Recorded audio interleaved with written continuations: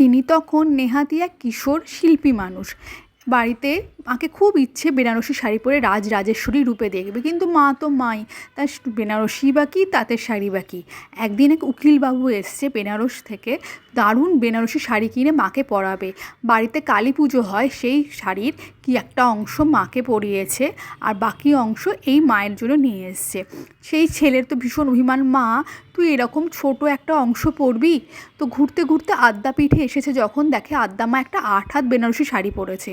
কোত্থেকে পেয়েছে জিজ্ঞেস করতে কলকাতা এক নামী বিপণন কেন্দ্রের নাম শোনে। ও তখন নিজের ভাণ্ডার ভেঙে সে একটা তুতে রঙের বেনারসি শাড়ি কিনে যখন মাকে পরাতে যায়, পরাতে আর পারে না অপটু হাতে। কাঁদতে কাঁদতে মন খারাপ নিয়ে রাত্রেবেলা ঘুমিয়ে পড়ে। স্বপ্নে দেখে একটা ছোট্ট মেয়ে এসছে, দুটো বেনি বাঁধা, ওকে শিখিয়ে দিচ্ছে কি করে শাড়ি পরাতে হয়।